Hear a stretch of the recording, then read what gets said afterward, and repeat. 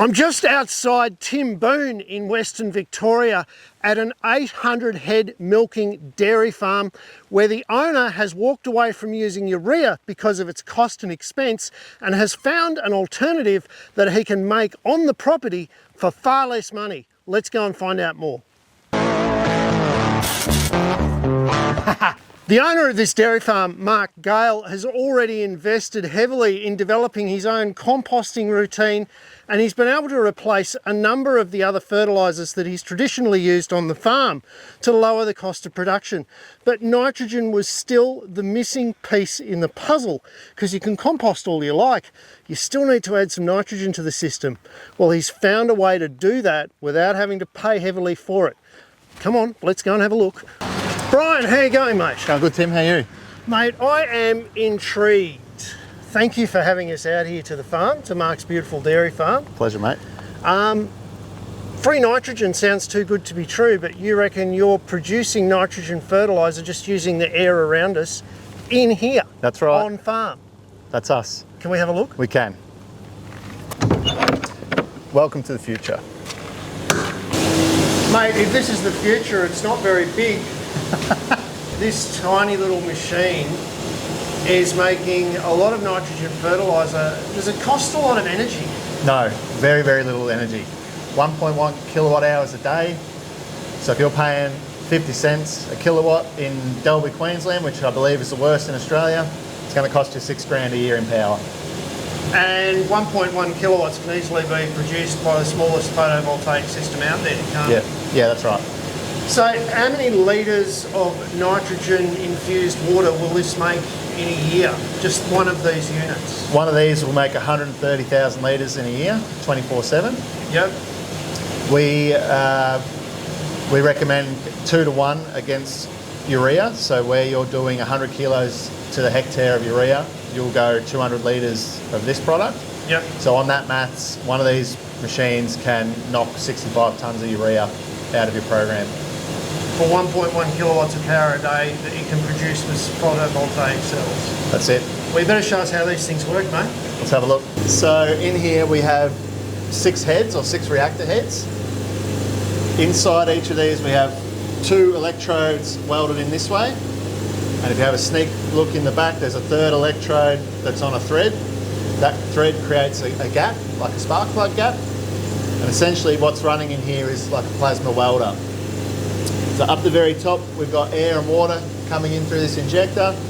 That's spraying in over the top of the plasma arc. That plasma arc's got just enough power to separate your triple bonded nitrogen just for a second. It separates, it's super excited, looking for something else to grab onto. The next easiest thing to grab onto is oxygen, making us nitrates and nitrites, which then drops down into the tote and is suspended in solution. Well, Brian, let's go and see what this is doing for Mark in his paddocks. Absolutely, go and take a look. Well, Brian, this is a pretty good looking paddock. At first glance, it's traditional ryegrass mix. You wouldn't notice that the owner has ceased using commercial chemicals on it. Yeah, yep, over 10 months now. In some places we're up to 16 months. So no urea. He's using compost and he's filling the nitrogen gap with the Green Lightning. Yeah, correct. So now he's got his complete NPK. That's it. Yep, he is definitely putting some trace in as he needs to. Well, let's have a look at this grass and talk a little bit more about what he's doing. So we actually just had a chat to Mark while we were back at the Green Lightning at the dairy, didn't we? And he wasn't prepared to come on camera, but he told us some really good information, and that is that his dry matter per hectare hasn't decreased at all. That's right, yeah. And he reckons the colour of the grass has changed or something? He's not seeing a dark green flush when he does the Green Lightning application. So when you do a urea, you get that dark green. We don't see that with the Green Lightning. It does change a little bit, but not the same dark green. So the cattle aren't getting a belly full of nitrogen, which can lead to mastitis and foot problems. Yep. And because of that, he reckons he's also, did he say he was getting better utilisation of the pasture as well? He said he hasn't been out topping this year as much as he does in previous years because he believes the cows are taking care of that for him. Evenly. Yep. Yeah, that's really, really cool. Now he's going out at a very low rate quite regularly, isn't he? He's doing about 40 litres 10 times a year. Yeah, that's right. Most people that are already down the foliar application path sort of recommend that more frequent, lower amounts to rather than trying to dump it all out in one hit. So less mastitis, less foot problems, better pasture utilisation. He's got the same amount of green matter, and he's not paying the horrendous prices for urea that other people are to get the same result. That's it. You don't advise people to just jump in though, do you? Like Mark has taken many years to get to this point. He's started his compost regime. He's moved from composting to lowering his urea rates, and now he's finally sought a solution for his urea problem.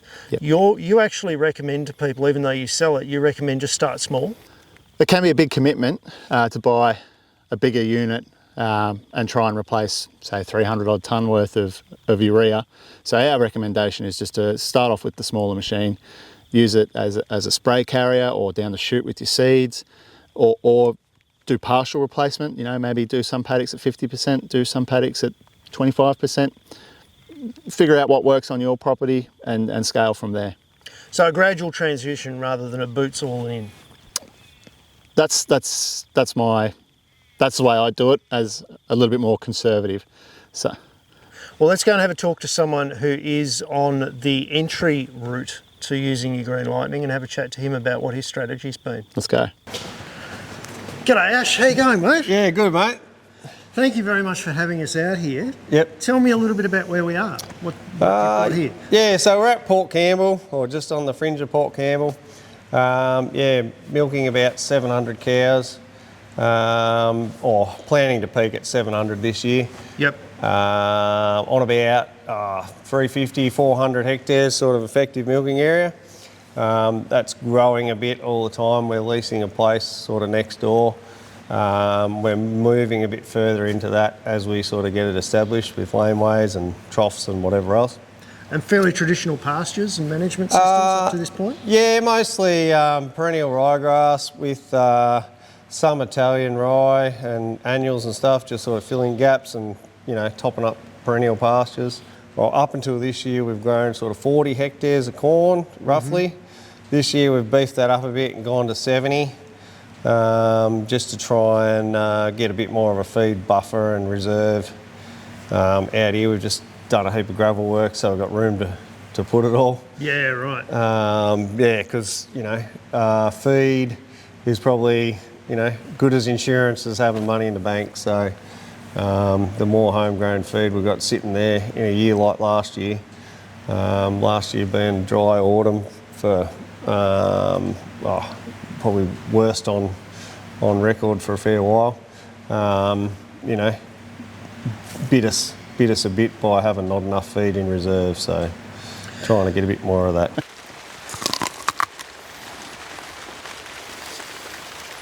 There's a few things that come after you when you're farming, aren't there? And one of them you seem to be on top of, which is feed for dry periods. Yeah. Another thing is cost of inputs, isn't it? And they've bit you in the bum recently, haven't they? Oh yeah, absolutely. Like I rang up about cricket bait the other day to bait some crickets, and I just asked the guys, you know, what's the urea price doing, just for interest sake? And it was $895. I heard it was, and it had gone up to $13.95. In a flick of a switch. Yeah, like 2 days or something. Just ridiculous. Now, what does that cost mean to an operation like yours? If you were to stay with the urea program that you've been on traditionally, what would happen to your business? Oh, well, it'd be probably, if we were still using 100 kilos a hectare, say, you know, every grazing or whatever, you'd have to do the figures on it, but, you know, it's probably 100 grand, 50, 100 grand for the year at least. You know, extra just in urea costs, which is, right, you know, hell of a lot of money. So you talk about sustainability. That's not very sustainable, is it? No, it's pretty hard to take a you know, another 100,000 kick in the guts. You're paying enough interest and whatever else. Yeah, without being continuously dealt extra bloody things to whack you down and take you back to the start again. So, and on top of that, your banks are now also encouraging you with their lending practices to sort of shy away from heavy carbon inputs. Yeah, yeah, absolutely. Tell me a little bit about that. Well, I've just sort of been, picking up on different articles in the Dairy Farmer and Weekly Times and whatever, and that all seem to be, pointing the same direction, with banks wanting to know and factories wanting to know what your carbon offset, sort of whether you're going to be carbon neutral or whether you're way out the other side and you're using way more bloody carbon than what you're exporting type thing. But the banks are definitely, that's something they're pushing on with their lending rates from what I read, and all that going to be going forward. So you think you got a solution to all that, mate? Yeah, I think so.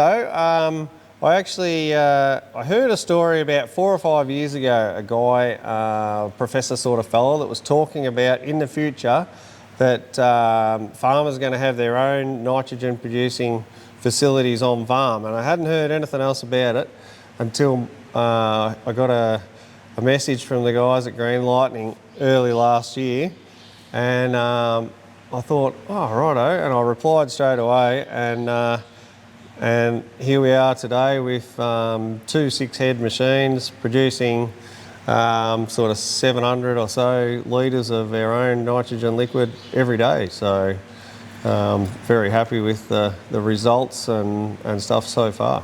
Now, you did your research. You actually reached out to some people that have been on the channel before, the Whitings. Yeah. You had a chat to them about it, and they're right down the regenerative path. Yep.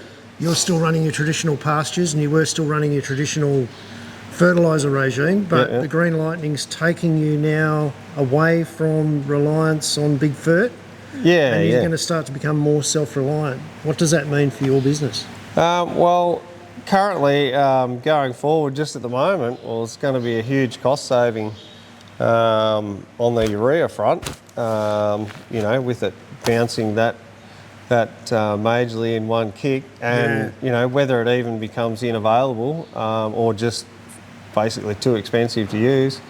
So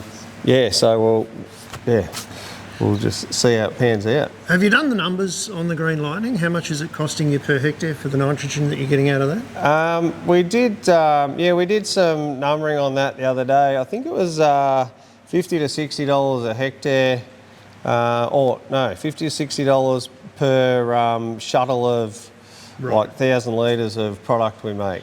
So it works out, way cheaper than So urea. 50 or 60 bucks per shuttle. Yeah.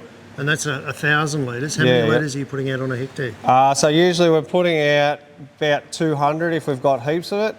If we haven't got oodles in supply, 100 is quite adequate also. So it's about 10 bucks a hectare. Yeah, it's bugger all, yeah. What's your urea costing you at 1,000 bucks a tonne? Well, it's about 1,400 as of the other day, and that's not even including spreading costs. That's just delivered to here, so. Yeah, right. And this is something that you can just spray out by yourself from the time for. Yeah, that's right. Yep.